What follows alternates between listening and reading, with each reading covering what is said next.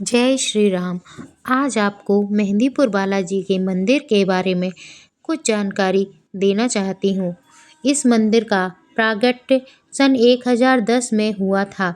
मेहंदीपुर बालाजी में प्रमुख 3 मूर्तियाँ हैं, बालाजी, प्रेतराज सरकार और काल भैरव की। इन तीनों मूर्तियों का प्रागट्य स्वयंभू हुआ है। ये कहीं बाहर से नहीं आई, स्वयं बालाजी में ही प्रकट हुई हैं।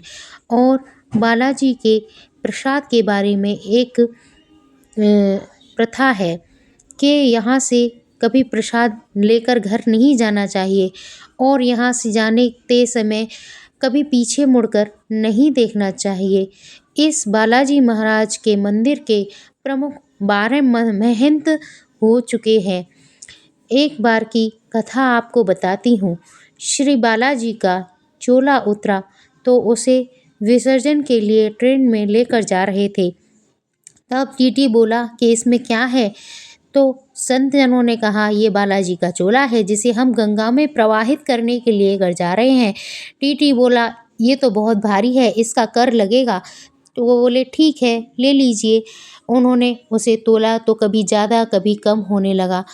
तब वो टीटी आश्चर्य से देखने लगा। तब उससे कहा कि ये मेहंदीपुर बालाजी का चोला है, ये ऐसा ही होगा। तब उस टीटी ने क्षमा मांगी और उनसे कहा कि आप लेकर जाइए। तब संत लोग उस चोले को ले गए और विसर्जन किया।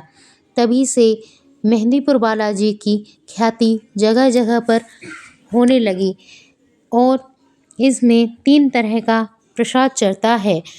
मेहंदीपुर बालाजी को बेसन का लड्डू चढ़ता है, प्रेतराज सरकार को उड़द की दाल का भोग लगता है और भैरवनाथ को चावल का भोग लगता है। कहते हैं इन तीनों के दर्शन से ही यहाँ के दर्शन शुद्ध माने जाते हैं। कहते हैं जो नकारात्मक ऊर्जाएं होती हैं वे भी यहाँ आके बालाजी के आगे शीश झुकाती हैं। और यहाँ बालाजी की प्रेतराज सरकार के बारे में कई ख्यातियाँ फैली हुई हैं। कहते हैं कि बालाजी के प्रेतराज सरकार को हनुमान जी ने पकड़ लिया था और उनसे कहा था कि आप चलिए और हमारे यहाँ जाकर प्रेतराज की गद्दी को संभालिए। तब प्रेतराज सरकार ने हनुमान जी से कहा कि ठीक है, मैं चलता हूँ। बोलो जय श्री राम, जय बालाजी धाम।